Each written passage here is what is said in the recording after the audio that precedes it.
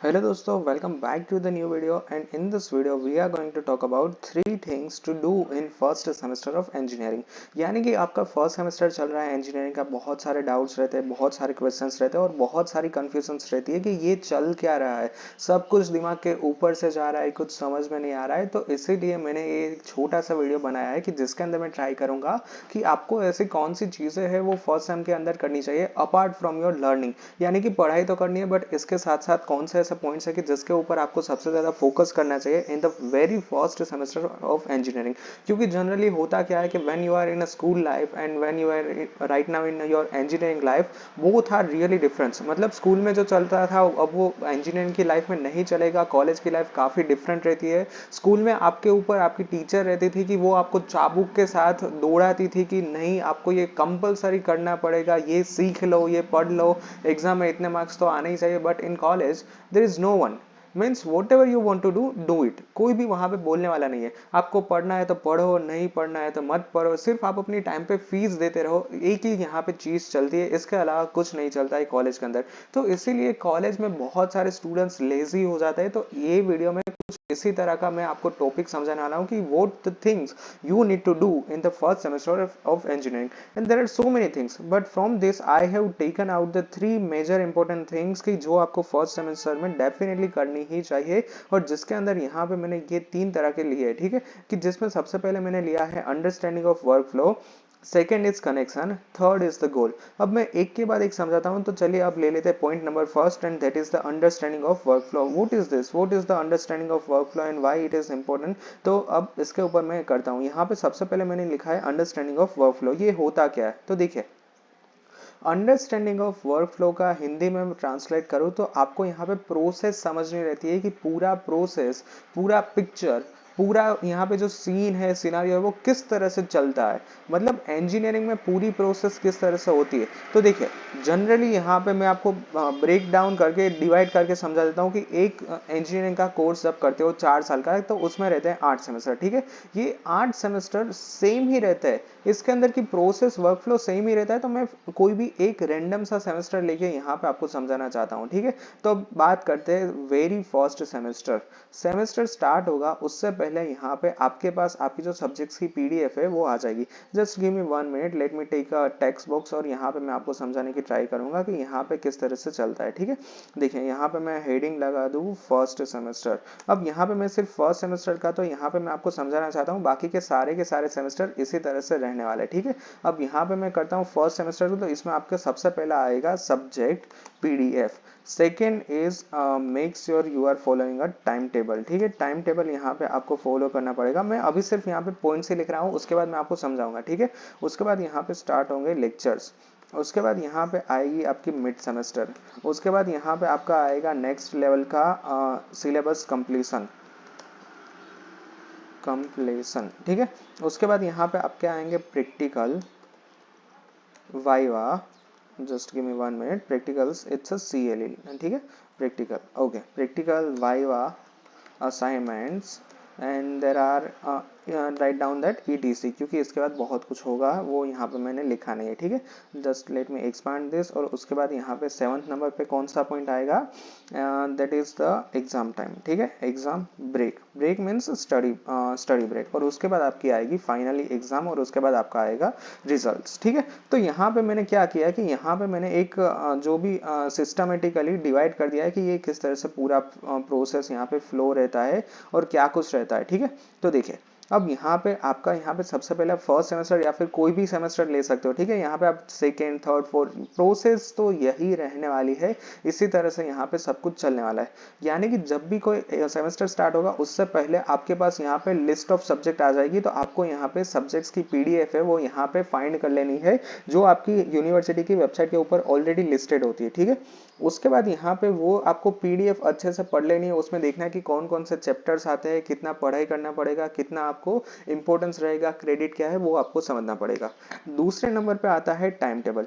Time table मैंने अभी तक कोई ऐसा पर्टिकुलर वीडियो बनाया नहीं है कि जिसके अंदर मैंने आपको स्ट्रक्चर करके दिखाया कि आपको इस तरह से टाइम टेबल फॉलो करना पड़ेगा, बट ये आपको डेफिनेटली करना पड़ेगा और मैं जरूर से समझा दूंगा। बट अभी फॉर दिस इंस्टेंस यहाँ पे मैं सेकंड पॉइंट पे कहना चाहूंगा कि time table you must have to follow it, ठीक है।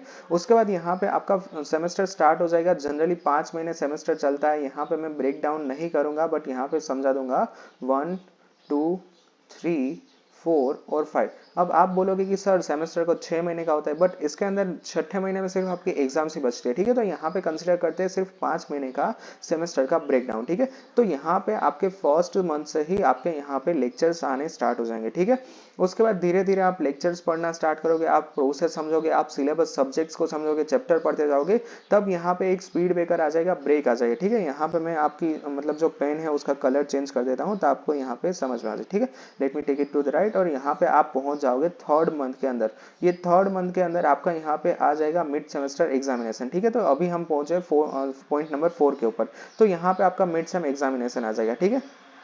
मिड सेम जैसे ही खत्म हो जाएगा उसके बाद फोर्थ महीना है वो बहुत ही क्रिटिकल रहता है, क्योंकि इसके अंदर सबसे ज्यादा क्या होता है, सिलेबस कंप्लीशन। क्योंकि जनरली इंजीनियरिंग का सिलेबस इतना भी छोटा नहीं होता है कि वो 6 महीने के अंदर आराम से आप समझ पाओ। तो इसीलिए ये फोर्थ महीने में इतने ज्यादा आपके ऊपर बर्डन्स आ जाते हैं, इतने ज्यादा यहाँ पे चैप्टर्स चला देते हो, तो ये होता है बहुत ही क्रिटिकल मंथ। उसके बाद यहाँ पे जो फिफ्थ महीना रहता है इसके अंदर आपकी सारी फॉर्मेलिटीज कंप्लीट करने की आती है, कि जिसके अंदर आपके प्रैक्टिकल्स, असाइनमेंट, वाइवा, इसके अलावा सबमिशन, ये सब कुछ चलता है, ठीक है। तो ये आएगा फिफ्थ महीने में। उसके बाद जैसे यहाँ पे फिफ्थ महीना खत्म होता है आपके पास जनरली 1 वीक या फिर 2 वीक का यहाँ पे ब्रेक रहता है, कि जहाँ पे आपको कॉलेज में नहीं आना होता है, आपको पढ़ाई के लिए यहाँ पे हॉलीडे डिक्लेयर कर देते हैं, बट आप यहाँ पे कॉलेज आ सकते हो, ठीक है। तो ज्यादा से ज्यादा मैक्सिमम 2 वीक का और मिनिमम 1 वीक का आपको यहाँ पे स्टडी ब्रेक मिलता है, कि जिसके अंदर आपको एग्जाम की प्रिपरेशन करनी है। उसके बाद फाइनली आता है आपका एग्जाम की, जिसमें आपको जीटीयू की एक्सटर्नल एग्जाम आएगी 70 मार्क की, और एट दी एंड आपका यहाँ पे रिजल्ट डिक्लेयर हो जाएगा।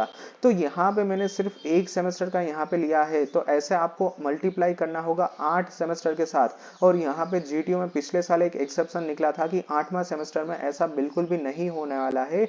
8वां सेमेस्टर सिर्फ आपका रहेगा इंटर्नशिप। बट यहाँ पे अगर हम एक माइनस कर देते हो फिर भी यहाँ पे बचता है 7, यानी कि 7 सेमेस्टर की यहाँ पे ऐसा ही रहने वाला है कि 7 सेमेस्टर के अंदर आपको ऐसा ही फॉलो करना होगा। तो एक बार आपको यहाँ पे अंडरस्टैंडिंग ऑफ वर्क फ्लो पूरा का पूरा यहाँ पे फ्लो समझ लेना है, कि किस तरह से पूरा पिक्चर चलता है, किस तरह से यहाँ पे सब कुछ होता है, आपको क्या पढ़ना होगा। ये बहुत इंपॉर्टेंट होता है आपके यहाँ पे फर्स्ट सेमेस्टर ऑफ इंजीनियरिंग के अंदर। तो यहाँ पे आपको समझना होगा कि यहाँ पे पूरा पिक्चर किस तरह से चल रहा है, ठीक है। उसके बाद यहाँ पे मैंने पॉइंट नंबर 2 लिया है और वो है कनेक्शंस। अब यहाँ पे कनेक्शंस क्या मैं कहना क्या चाहता हूँ, तो आपको यहाँ पे आपका एक नेटवर्क बिल्डअप करना है। आपको यहाँ पे आपके प्रोफेसर के साथ अच्छे रिलेशन होने चाहिए, सीनियर्स के साथ अच्छे रिलेशन होने चाहिए, फ्रेंड सर्कल अच्छा होना चाहिए, आपके यहाँ पे एक टीम बन जानी चाहिए, कि जिसके अंदर आप प्रोजेक्ट कर पाओ, आप यहाँ पे कोई भी एक इंटर्नशिप साथ में ज्वाइन कर पाओ, स्टडी ग्रुप बनना चाहिए। इसके अलावा यहाँ पे जूनियर का अच्छा ग्रुप बनना चाहिए, यहाँ पे आपके सुपर सीनियर का अच्छा ग्रुप होना चाहिए। यानी कि ओवरऑल यहाँ पे आपको एक कनेक्शन बनाना है, कि आपका पूरा फ्रेंड सर्कल यहाँ पे बहुत अच्छी तरह से डेवलप होना चाहिए।